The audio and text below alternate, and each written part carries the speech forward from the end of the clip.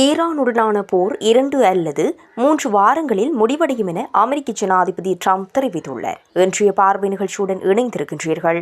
மத்திய கிழக்கில் மோதல் 5வது வாரமாக தொடரும் சூழலில் நமது கண்முன்னே 3வது உலகப் போர் உருவாகும் ஆபத்து ஏற்பட்டு வருகின்றது.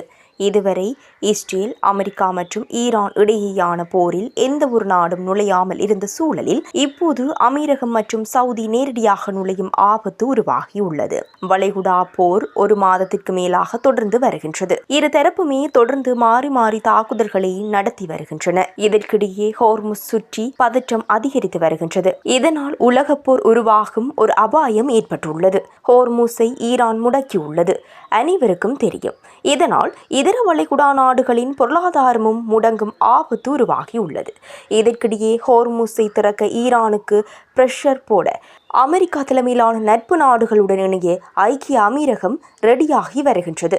ஈரான் தாக்குதல்களால் பாதிக்கப்பட்டுள்ள அமீரகம் இந்த போரில் உள்ளே வந்தால் ஈரானுக்கு எதிராக களமிறங்கும் முதல் வளைகுடா நாடாக இருக்கும். ஐநா பாதுகாப்பு கவுன்சிலில் ஹோர்முஸை திறக்க தீர்மானத்தை கொண்டு வர அமீரகம் பேசி வருகின்றது. அப்படி தீர்மானம் வந்தால் ஜலசந்தியை கட்டாயப்படுத்தி திறக்க முடியும்.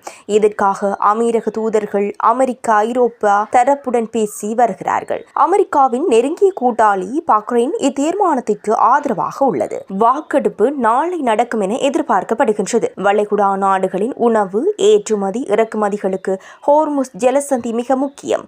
உலக எண்ணெய் விநியோகத்தில் சுமார் 20% இவ்வழியாகவே செல்கின்றது. அமெரிக்கா, இஸ்ரேல் போருக்கு பதிலடியாக ஈரான் அங்கு கட்டுப்பாடுகளை விதித்துள்ள சூழலில் இதனால் உலக எண்ணெய் விநியோகம், எரிவாயு விநியோகம் கடுமையாக பாதிக்கப்பட்டுள்ளது.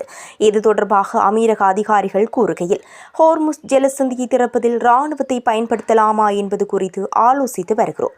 ஈரான் போட்டுள்ள கன்னி வெடிகளை அகற்றுதல் உள்ளிட்டவை குறித்தும் ஆராய்ந்து வருகிறோம்.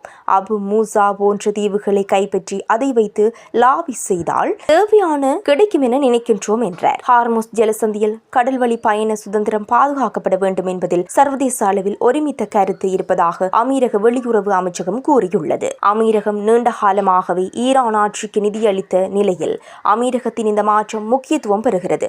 சவுதி அரேபியா உள்ளிட்ட பிற வளைகுடா நாடுகளும் ஈரானுக்கு எதிராக திரும்பியுள்ளன. போர் தீவிரமடையும் சூழலில் ஈரான் நாட்டைச் சேர்ந்தவர்கள் அமீரகத்திற்குள் நுழையவோ அல்லது அமீரகம் வழியாக பயணம் செய்யவோ தடை விதிக்கப்பட்டுள்ளது. எமிரேட்ஸ், எட்டிஹாட், ஃப்ளை துபாய் என 3 முக்கிய விமான நிறுவனங்களும் இது குறித்து அறிவித்துள்ளன.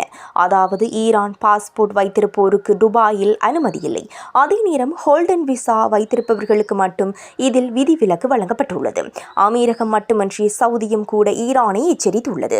ஈரான் தேவையே இல்லாமல் அண்டை வளைகுடா நாடுகளை தாக்கி வருவதாகவும் அந்த தாக்குதல்களை நிறுத்தவில்லை என்றால் தக்க பதிலடி கொடுக்கப்படும் என சவுதி வெளிப்படையாகவே எச்சரித்துள்ளது. தங்கள் பொறுமை குறைந்து வருவதாகவும் ஈரான் மீது இருந்து குறைந்தபட்ச நம்பிக்கையும் சிதைந்து விட்டதாகவும் சவுதி கூறியிருந்தது குறிப்பிடத்தக்கது. இதேபோல அமீரகம் மற்றும் சவுதி உள்ளே சென்றால் நிலைமை மோசமாகும். பிறகு ஈரானுக்கு ஆதரவாகவும் உலக நாடுகள் உள்ளே வரும். இது 3வது உலக போரை உருவாக்கலாம் என்ற அச்சமும் எழுந்துள்ளது. இந்த நிலையில் ஈரானுக்கு எதிராக ஐக்கிய அரபு அமீரகம் நேரடியாக போரில் ஈடுபட்டால் துபாய் போன்ற முக்கிய நகரங்களுக்கு பெரிய ஆபத்து ஏற்படும் என்று அமெரிக்காவின் முன்னணி பொருளாதார நிபுணர் ஜெஃப்ரி சாக்ஸ் எச்சரிக்கை விடுத்துள்ளார். இஸ்ரேல் மற்றும் அமெரிக்கா இணைந்து ஈரானுக்கு எதிராக பல்வேறு தாக்குதல் நடவடிக்கைகளை மேற்கொண்டு வருகின்றது. இதற்கு பதிலடியாக அமெரிக்க இராணுவ தளங்கள் உள்ள பகுதிகளை குறிவைத்து ஈரான் தாக்குதல் நடத்தியதாகவும் தகவல்கள் வெளியாகியுள்ளன. இதனால் வளைகுடா பகுதியில் உள்ள பல நாடுகளில் பதற்றம் நிலவுகின்றது. குறிப்பாக அமெரிக்க வான்படை தளங்களுக்கு அனுமதி அளித்து வரும் கத்தார் உள்ளிட்ட சில நாடுகள் மீது ஈரான் தாக்குதல் நடத்தியது. இதனால் வளைகுடா பகுதியில் உள்ள பஹ்ரைன், கத்தார், ஐக்கிய அரபு அமீரகம் உள்ளிட்ட நாடுகள் பதற்றத்தில் உள்ளன.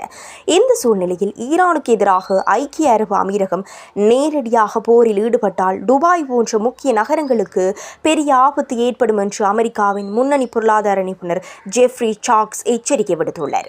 முன்னணி ஊடகம் ஒன்றிடம் பேசிய அவர், ஐக்கிய அரபு அமீரகம் தற்போது மிக ஆபத்தான சூழ்நிலைக்குள் சிக்கிக் கொண்டுள்ளது. அமெரிக்கா மற்றும் இஸ்ரேலுடன் நெருங்கிய உறவை பேணுவதன் மூலம் ஐக்கிய அரபு அமீரகம் தன்னைத்தானே ஆபத்திற்குள் தள்ளிக் கொண்டுள்ளது. இந்த மோதல் மோதலில் நேரடியாக ஈடுபடுவது அந்த நாட்டிற்கு கடுமையான விளைவுகளை ஏற்படுத்தக்கூடும். ஐக்கிய அரபு அமீரகம் போரில் இறங்கும் சூழ்நிலை ஏற்பட்டால் துபாய் மற்றும் அபுதாபி போன்ற முக்கிய நகரங்கள் தாக்குதலுக்கு உள்ளாகும் அபாயம் உள்ளது. இந்த நகரங்கள் பெரும்பாலும் சுற்றுலா மற்றும் முதலீடுகளை மையமாக கொண்டு வளர்ந்த நகரங்கள் என்பதால் ஏவுகணை தாக்குதல்களை தாங்கும் வகையில் முழுமையாக பாதுகாப்பு அமைப்புகள் வடிவமைக்கப்படவில்லை. துபாய் போன்ற நகரங்கள் உலகம் முழுவதும் இருந்து முதலீட்டாளர்கள் மற்றும் சுற்றுலா பயணிகளை ஈர்க்கும் வகையில் உருவாக்கப்பட்டுள்ளன. ஆனால் போர் சூழ்நிலையில் இத்தகைய நகரங்கள் பெரிய ஆபத்தை சந்திக்க நேரிடும். ஒரு போர் சூழ்நிலைக்குள் இத்தகைய நகரங்கள் இழுக்கப்படுவது அதன் பொருளாதார நோக்கத்தை சிதைக்கும் நடவடிக்கையாக மாறும். மேலும் அமெரிக்காவுடன் நெருங்கிய பாதுகாப்பு உறவு வைத்திருப்பது சில நேரங்களில் அந்த நாடுகளுக்கு ஆபத்தான விளைவுகளை ஏற்படுத்தும் என்றும் அவர் கூறியுள்ளார். குறிப்பாக வெளிநாட்டு பாதுகாப்பை அதிகமாக நம்புவது எதிர்காலத்தில் பெரிய சிக்கல்களை உருவாக்கும் அபாயம் இருப்பதாகவும் அவர் தெரிவித்துள்ளார். வளைகுடா பகுதியில் நிலவி வரும் பதற்றமான சூழ்நிலை காரணமாக அங்கு உள்ள நாடுகள் மிகுந்த எச்சரிக்கையுடன் செயல்பட்டு வருகின்றன. இந்த மோதல் மேலும் தீவிரமடைந்தால் துபாய் உள்ளிட்ட முக்கிய நகரங்களுக்கு பாதிப்பு ஏற்படும் அபாயம் இருப்பதாக நிபுணர்கள் எச்சரிக்கை விடுத்துள்ளதால் உலக நாடுகள் இந்த நிலைமையை உன்னிப்பாக கவனித்து வருகின்றன. இதேவேளை ஈரானுடனான போர் 2 அல்லது 3 வாரங்களில் முடிவடையும் என அமெரிக்க ஜனாதிபதி ட்ரம்ப் தெரிவித்துள்ளார். வெள்ளை மாளிகையின் ஓவல் அலுவலகத்தில் செய்தியாளர்களிடம் பேசிய ட்ரம்ப், அமெரிக்க படைகள் மிக விரைவில் ஈரானில் இருந்து வெளியேறும். அது ஒருவேளை 2 வாரங்களுக்குள்ளோ அல்லது 3 வாரங்களுக்குள்ளோ நிகழக்கூடும். ஆனால் நாங்கள் இந்த வேலையை முடித்துக் கொண்டிருக்கின்றோம். அவர்களிடம் உள்ள ஒவ்வொரு விடயத்தையும் நாங்கள் தகர்க்க விரும்புகின்றோம். அதற்கு முன்பே நாங்கள் ஒரு ஒப்பந்தம் செய்து கொள்ளவும் வாய்ப்புள்ளது என்று தெரிவித்தார். இதற்கிடையில் ஈரான் குறித்த ஒரு முக்கிய தகவலை பகிர்ந்து கொள்ளும் வகையில் ட்ரம்ப் புதன்கிழமை இரவு 9 மணிக்கு நாட்டு மக்களிடம் உரையாற்றுவார் என்று வெள்ளை மாளிகை அறிவித்தது.